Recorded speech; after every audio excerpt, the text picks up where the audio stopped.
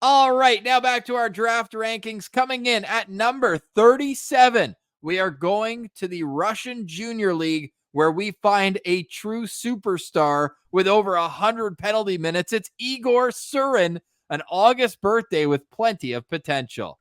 Yeah, Ross, Igor Surin is a feisty player. I think that's the best way to describe it. And you mentioned all those PIMs that he has. I was looking at his game logs in the MHL, where he played 42 games, had 22 goals, 30 assists, good for 52 points. And this guy puts up so many shots. There was only 2 MHL games out of 40 where he had 0 shots, and one of them he got 27 pimps. So either he's putting the puck on net or he's spending time in the box. He is the funniest player that I've covered so far. He's hilarious. He's always in the mix. He's a high octane player, and he's the kind of guy where you can see the potential, but you also, if you're a coach or a general manager, you're gonna have to pull the reins back a little bit. You're gonna be like, hey, let's pick our spots a little bit here. We don't have to get into it after every single whistle. Could you imagine this guy and Brady Tkachuk on a line together? Yeah, it'd be hilarious. But Ross, you know what? I'd rather have a guy where you got to sit him down and say, hey, we need you to calm down a little. Let's pull the reins in, rather than have a guy where like, we got to get you going. What do we need to do to get you engaged? And sure, there's going to be some learning lessons for Surin, and he's going to have to work on his discipline. I saw there was a couple times where he's taking penalties that just aren't necessary, and you can tell he's on edge and frustrated, and letting that shine through lack of composure, we'll call it. And that's something that, as a young player, he's going to have to find that line of how he can stay on that edge without crossing the line. And he throws impact hits. I mean, that's a huge part of his game, too. He's physical. He can play. He's obviously a point producer, 52 points. You mentioned the stats are jumping off the page here. And he's still a pretty consistent early second rounder. Like, of all the guys in our ranking so far, the floor to ceiling on this guy is probably the closest we've seen so far. First, let's get to know him. He's 6'1", 192 pounds. He shoots left. He plays center. But for me, he projects as a winger at the NHL level, an energy winger. Like, I think if this guy hits his ceiling, you're looking at like an Ivan Barbashev, that type of player where you're going to get in on the forecheck, Yep. you're going to produce, you're going to score some points, but you're going to be a pain in the rear end on the other team. You know what? Sticking with the Russians, you want to go real high end. Pavel Buchnevich would be right up there as like a power forward that can shoot. But I like Barbashev as a player comparable. He's going to have to bulk up. That's going to come with his size. He's obviously got the work ethic and the strength. But the rankings, Pilsy.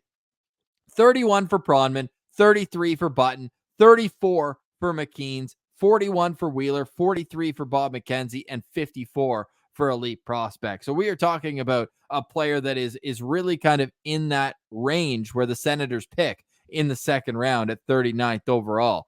You mentioned the PIMs in the regular season.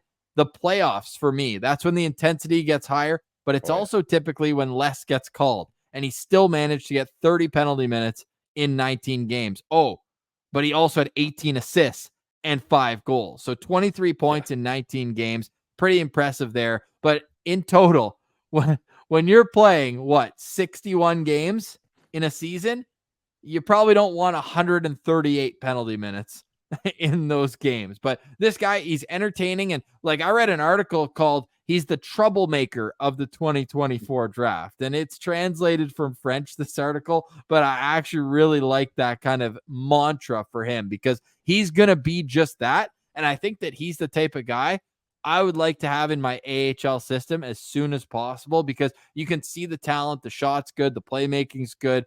Everything is kind of consistent across the board. And obviously the compete level is way up, way up.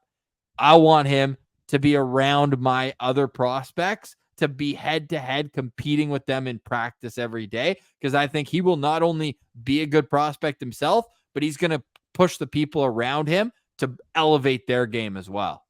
Yeah, and he plays up-tempo game too. Like, let's not just like, obviously his feistiness is a big part of him, but there's so much more to Surin. Like, you don't get 52 points in 42 games amongst your peers out of luck, right? And that's one of the things where I give Surin a lot of grace is he's backing it up. Like if this was a guy that was just unhinged and he wasn't able to produce, well, maybe you see a bigger issue there, some red flags. But I think if he can rein it in a little, he's going to be effective. I love his shot. He's got a hard shot that's dangerous from mid and long range. The one other knock I would have on him, Ross, is sometimes he likes to get a little selfish where he thinks, all right, I'm just going to make this all happen by myself. I'm going to deke through 3 players, chip pass off the boards to myself to get around a final guy, and then wrap around to beat a goalie, where it's like, dude, you got 4 other teammates there. At the very least, do some give and go passes to keep them in the game, keep them involved, create space for yourself. And I think you could have a lot more success that way too. But when you're a player as dominant as him and as kind of confident and feisty as him, I can see why he's like, screw it.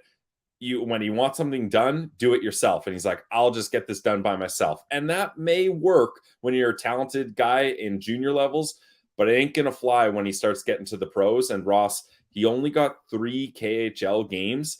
And a big part of that, I think, is his lack of discipline and ability to play within structure. And really only one of those KHL games he actually got consistent minutes. So if he wants to take that next step, there are a couple things he's going to have to work on. There certainly is. And we've seen there's a huge discrepancy as well between the top end and bottom end teams in the Russian junior circuit. And Loko Yaroslavl is very high at the top of the list. So they're a team where like he's third on his own team in scoring. Now, albeit he played 10 less games than the guy who he was tied with actually for second. But at the same time, like he's a part of a really good team. Now in the playoffs, he took his game to a completely different level. He had 9 more points than his next teammate in the playoff run.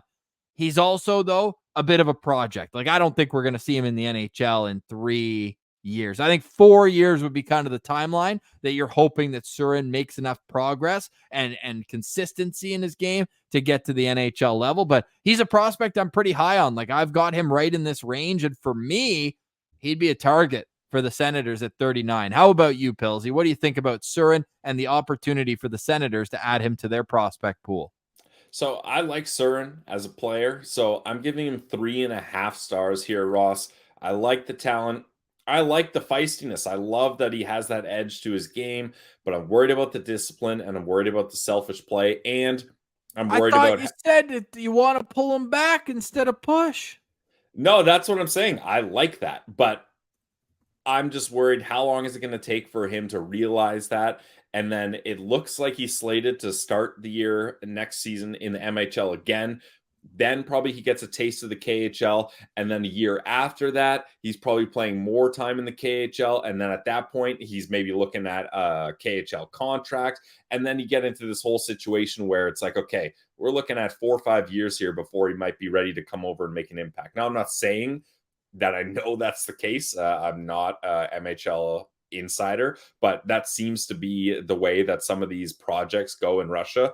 And it's not a bad thing if your team can wait to get a guy like this. Unfortunately for the Sens, I don't think it's the right path for them.